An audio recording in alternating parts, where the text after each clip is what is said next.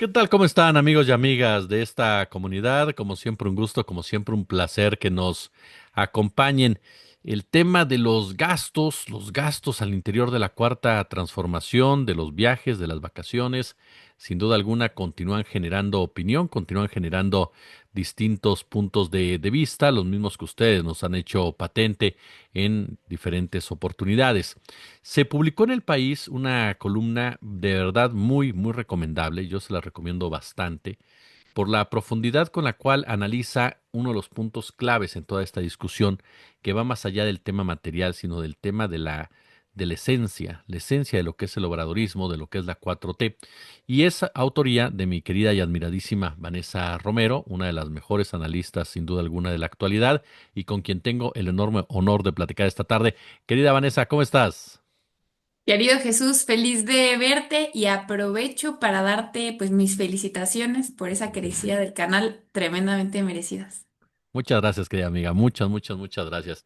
Oye, pues yo de entrada te preguntaría, entrando ahora sí que por ahí, el tema, eh, ¿cómo ves tú lo que está pasando en torno a al Andrés Manuel López Beltrán o Andrés López Beltrán? El caso incluso también de lo que pasa con Sergio Gutiérrez Luna. Dos casos que han generado esta polémica, estos cuestionamientos por parte incluso de la militancia, simpatizantes de Morena. ¿Por dónde crees que tengamos que leer lo que está pasando al interior de este movimiento? Mira, la forma en la que yo planteo en el texto que mencionas que se publicó el día de hoy en El País es mencionar a muchos políticos que, como menciono en el texto, creo que ya no pueden fácilmente ser nombrados obradoristas. ¿Acaso pueden ser, pues, nombrados morenistas por el partido al que pertenecen? Recordar, pues, que no es lo mismo el obradorismo, el partido como movimiento, pues, Morena como partido. Vaya, y hay una diversificación que siempre deberíamos tener en mente, el movimiento fundado por Andrés Manuel López Obrador, pero la forma en la que lo planteo es cómo estos políticos morenistas que están cobijados o que han, digamos, avanzado la última parte de sus carreras cobijados por Andrés Manuel López Obrador, hoy parece de una u otra forma estar traicionando al padre. Yo utilizo esta figura, digamos, freudiana, tan famosa en la literatura, en la psicología, en el psicoanálisis, para ver cómo se están desprendiendo, yo creo, torpemente del padre, porque acaso fue la agenda, el trabajo, los kilómetros caminados por el padre. El verbo creíble, así lo denomino en el texto, como la gente le cree a Andrés Manuel López Obrador. Esa ha sido la estrategia que ha llevado a todos estos políticos al poder y a tener una buena base popular. Entonces yo, por ejemplo, inicio platicando de quien denomino el hijo pródigo, de Ricardo Monreal, y primero digo, pues a lo mejor ya no deberíamos estar hablando de este señor, porque cuántas veces se ha ido, cuántas veces ha regresado a la casa del padre, pero pues para sorpresa de nadie lo ha vuelto a hacer, ¿no? Sabemos que Ricardo Monreal falta al Consejo de Morena por estar festejando el cumpleaños 60 ni más ni menos que de Pedro Aces, ¿no? Y señalo, no es que, como señala, yo creo que de forma simplista, Fernández Noroña, los votantes, los ciudadanos, tengamos que decirle a los políticos en dónde sí y en dónde no pueden vacacionar. Lo que pasa es que Andrés Manuel López Obrador nos había acostumbrado a unas alturas diferentes, a una altura de miras un poco más altas. Hoy amanecemos en la mañana con volviendo a hablar de Ricardo Monreal, volvemos a encontrarnos con una entrevista que le hacen precisamente en El País y pues el diputado está declarando que no es necesaria una reforma electoral. Digo, me parece que el señor, el diputado, podría opinar lo que sea, pero cuando la presidenta está montando una comisión presidencial para discutir, digamos, para intentar vestir de legitimidad una reforma electoral, encontrarse con una declaración, una entrevista pública de esta naturaleza, pues debería hacernos levantar alguna ceja, ¿no? Y pues así voy, querido Jesús, siguiendo con otros personajes que me parece que en el pasado reciente, las últimas semanas, han venido traicionando también los principios obradoristas, los principios bajo los cuales fundó Andrés Manuel López Obrador su movimiento. Menciono, por ejemplo, el caso Adán Augusto López, que si bien no es un escándalo, digamos, monetario, financiero, de corrupción, pues sí está, hoy vemos cómo se está cobijando en la figura del padre, pues un padre figurado, pero cómo se está escudando en la figura del padre. Ayer intentaba escudarse en sus declaraciones ante la comisión permanente cuando lo están cuestionando sobre su secretario de Seguridad Pública, pues su García Luna, cómo comienza a formular el final del discurso del desafuero. Entonces ya habíamos visto cómo el Consejo de Morena le gritaban los adanistas, Adán no está solo, ¿no? También haciendo referencia a lo que tenía su origen en el discurso, perdón, en los tiempos del desafuero. Hoy hace referencia a la última parte del discurso del desafuero. Dice, no nos vayamos por chismes, no atendamos escándalos, politiquería, porque nos juzgará la historia. Entonces estamos viendo cómo estos políticos que fueron encumbrados a partir del movimiento obradorista, pues siguen intentando cobijarse en sus frases, en su historia, en su fuerza popular. Y lo triste es que empiezan a desproveerlo de contenido, porque lo utilizan casi a manera de caricatura. Y ojo que yo no digo que Adán Augusto, vayan, reconozco que no hay una investigación formal en su contra, reconozco que no hay acusaciones en su contra que hasta hoy conocemos, pero también reconozco el daño que su figura hoy le hace al movimiento que encabeza Claudia Sheinbaum Pardo. A mí me parece francamente insostenible que el senador, que hoy sigue dirigiendo la bancada quinta en el Senado, pues permanezca intocado, considerando el peso simbólico que tiene la acusación que se le hizo, porque no hace sino repetir lo que sucedió con Calderón, con García Luna, con su propio secretario de Seguridad, cuando él y los suyos fueron los que principalmente enarbolaban ese discurso. ¿Cómo es que Calderón no podía saber lo de García Luna? ¿O era negligente? ¿O era un acompañamiento doloso? Ellos eran los que principalmente pues vaya, enarbolaban este discurso. Sigo con el otro personaje que menciono en la columna, querido Jesús, pues es Sergio Gutiérrez Luna y su esposa, Dato Protegido. En este caso sí, un escándalo financiero monetario que yo creo que todavía no toma las proporciones que merece, que todavía no toma las proporciones que debería tomar. Yo creo que estos dos diputados, uno de Morena y otro del Partido del Trabajo, deberían pedir licencia, deberían ser investigados por la UIF, porque sinceramente la forma en la que han sido exhibida su ostentación ha sido escandalosa, porque es verdad que ningún legislador con el salario del legislador puede permitirse los lujos que estas personas están dando. Y en la columna, pues, ironizo cómo estas personas que llegaron a sus posiciones, gracias al movimiento Andrés Manuel López Obrador, perfectamente podrían estar calzando unos tenis fosforescentes naranjas, vivir en San Pedro Garza García y hacer videos como los que hace Mariana Rodríguez. No, no parece gente del movimiento obradorista. Y pues termino con lo que considero que es lo más doloroso para el movimiento. Y acaso pues me refiero al hijo Andrés Manuel López Obrador, a Andrés Manuel López Beltrán, y sí quiero en este caso matizar, estamos ante casos, los cuatro, muy diferentes. Yo no quiero en ningún momento sugerir que exista un caso de pues, una acusación de corrupción o de malversación de fondos con Andrés Manuel López Beltrán, lo que sí parece existir con Sergio Gutiérrez Luna o los abusos financieros y monetarios de Ricardo Monreal. Creo que cada uno de los cuatro casos que menciono se ubican en digamos, en una canasta diferente. La única línea rectora que yo marco en el texto que escribo es cómo están traicionando los principios obradoristas. Y la forma en la que creo que Andrés Manuel López Beltrán se está traicionando es porque es verdad que como humano, es verdad que como funcionario público, es verdad que, digamos, como funcionario de un partido, pues tiene derecho a vacacionar, es verdad que tiene derecho al descanso, pero Andrés Manuel López Beltrán es nada más y nada menos que hijo de Andrés Manuel López Obrador. Tiene una responsabilidad histórica, social, política, electoral que yo considero lo excede por mucho de sus libertades personales, individuales. Entonces no es una cosa, pues claro que no está cometiendo un delito, claro que no está cometiendo alguna falla, digamos, una falta electoral, pero sí que está traicionando todo aquello que representa a su padre para muchos.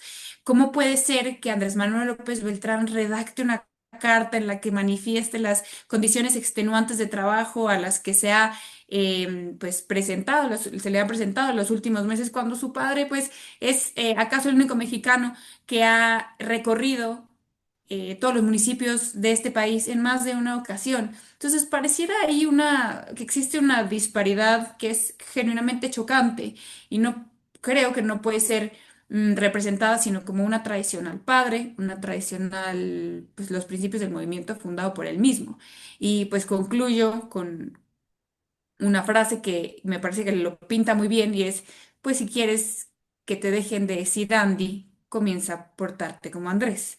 Comienza a portarte, pues tiene un doble sentido, ¿no? Comienza a portarte como un adulto, pero también comienza a portarte como tu padre, como aquella persona sobre cuyos hombros te paras. Oye, y en este escenario, por ejemplo, ¿por qué? ¿Por qué crees que caen en esta situación? Adán Augusto, Ricardo Monreal, dos personajes llevados a Morena por el propio Andrés Manuel López Obrador, digámoslo de esta forma, operadores del propio expresidente. Algunos consideran un legado que se le deja a Claudia Sheinbaum, que no es precisamente la mandataria, pero personajes que se comportan como esperaríamos que se comportaran. Por ejemplo, ellos dos que son una formación priista a final de cuentas. Ninguno de los dos es una formación de izquierda. Y algo similar que está pasando con Sergio Gutiérrez Luna.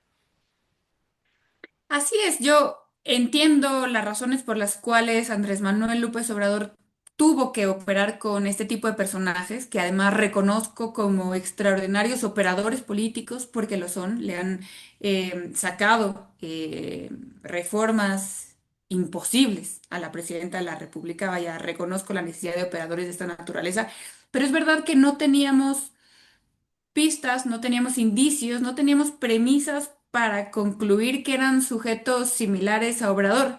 Más bien me sorprende que Andrés Manuel López Obrador y su legado hoy pueda, digamos, vivir intacto, considerando su coexistencia con este tipo de personajes hoy que conocemos tan turbios.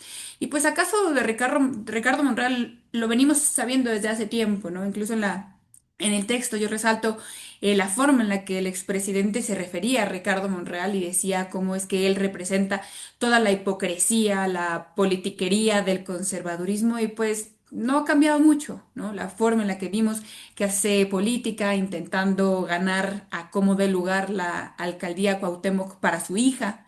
Entonces, creo que por eso decía, el hijo pródigo Monreal me sorprende que sigamos hablando de él con todas las que le ha hecho al partido y al movimiento. Y luego está don Augusto López, en donde las premisas de su calidad ética, pues tienen mucho menos tiempo con nosotros que las de Ricardo Monreal. Ya las veíamos en la interna, en todos estos escándalos, pues sí, de corrupción, de malversación de fondos. Lo hemos visto también, pues, en personajes muy cercanos a él, en la campaña anticipada que intentaba Andrea Chávez. Em, y lo mismo te diría de Sergio Gutiérrez Luna, pues los principales perjudicados de esta campaña de dato protegido, pues terminaron siendo ellos. Lo que menciono es este mote de dato protegido buscaba ser un disfraz para su esposa y terminó siendo aquello que le exhibió. Y después Sergio Gutiérrez tiene no sé cómo llamarlo, si cinismo o torpeza de intentar revirar que el culpable es Claudio X González. Entonces, claro, es que es el espantapájaros de moda, ¿no? Entonces, ellos creen que como a Obrador le servía, pues entonces van a venir y van a utilizarlo. Pero cuando uno escucha de la boca de Sergio Gutiérrez Luna la acusación a Claudio González, uno se siente verdaderamente insultado en su inteligencia, pues este diputado, ¿qué se cree para venir a tomar las palabras de un luchador social como fue Andrés Manuel López Obrador y creer que me engaña? Entonces creo que intentan utilizar atajos que por fortuna no están funcionando. Si algo bueno yo me llevo, querido Jesús, de todo esto que está sucediendo es como la opinión pública, como la base del movimiento, como la base orgánica del movimiento, no redes sociales, no cuentas, digamos, inorgánicas, sino la base del movimiento está profundamente enojada con estos personajes y está, digamos, recordando cuál es el verdadero origen, cuáles son los principios. Lo que me da gusto es como inclusive el hijo de Andrés Manuel López Obrador, ni siquiera el hijo de Andrés Manuel López Obrador se va a poder salir con las suyas y que los principios sí importan. Luego eso no sé cómo se verificará, cómo se traducirá en sanciones en el partido, si acaso en las encuestas, pero bueno, lo que me da gusto es ver cómo sí hubo una modificación en el pensamiento político de la gente, en donde dice, pues todo eso que en su momento le admitimos a otros políticos, pensemos en pues las frivolidades de Enrique Peña Nieto, hoy no son permisibles porque ya pasó alguien mucho más alto que nos enseñó que otra forma de hacer política es posible. Claro. Oye, y en este escenario tú ves no sé si llamarla fractura, Vane, pero a final de cuentas una definición al interior de la 4T. La 4T es un movimiento muy grande, es un movimiento en donde te encuentras desde Tatiana Cloutier por un lado y Víctor Toledo por el otro, desde Marcelo Ebrard hasta Claudia Sheinbaum. Te encuentras personajes muy diferentes, todos sí en su momento, ¿no? Alrededor de un liderazgo como el de Andrés Manuel López Obrador, pero precisamente ante la ausencia ya de él, que muchos no creíamos que iba a pasar, a final de cuentas, ¿qué tanto puede haber un momento ya de definiciones y qué consecuencias puede traer estas definiciones ya de la mano de lo que ve o cómo ve las cosas la doctora Sheinbaum? Claro, pues me parece que es ahorita cohesionador, si bien es cierto que ya no está Andrés Manuel López Obrador, y qué mejor prueba de que ya no está Andrés Manuel López Obrador que no hubo quien le revisara esa desastrosa carta a Andrés Manuel López Beltrán. Lo que está funcionando como elemento cohesionador, me parece, del movimiento son los principios obradoristas, como estos principios que además sí están en papel y pluma, ¿no? Sí, uno sí puede encontrarlos, no es una cosa etérea que quién sabe cómo funcione. Y que me parece que hoy rescataba muy bien Luisa María Alcalde en conferencia de prensa cuando recordaba, pues uno puede tener los recursos propios por cualquier razón, claro que la razón sea legal, pero deberían tener la prudencia de no utilizar, pues, abrigos de, pues, no sé, de piel costoso, deberían tener la prudencia de no realizar estos viajes. Entonces, me parece que están encontrando el movimiento, que si bien parecía, sobre todo al inicio del sexenio, un movimiento, pues, sin forma, que no veía de forma clara un destino sin su fundador, parece que está encontrando justo en esas desviaciones su elemento de cohesión. Y bueno, pues si bien no está Andrés Manuel López Obrador, lo bueno, y también lo resalto en el artículo, es que la herencia, esa herencia, ese testamento redactado hace ya varios años en esa cena en el restaurante El Mayor en el centro de la Ciudad de México frente al Templo Mayor, un día después de que ganara Delfina Gómez la gubernatura del Estado de México, ese testamento que dejó a Claudia Sheinbaum, digamos, como la portadora de la voz del obradorismo, pues hoy más que nunca cobra sentido. Hoy vemos en retrospectiva y vemos perfectamente por qué no pudo ganar nadie más que ella, porque es ella quien enarbola esos principios que contienen. Sí, que al final de cuentas, querida, es lo básico, ¿no? Al final de cuentas es lo que determinó esa decisión que para algunos todavía hoy por hoy podría parecernos sorprendente, pero que marcaba un camino muy claro de quién tenía que ser la que asumiera ese liderazgo.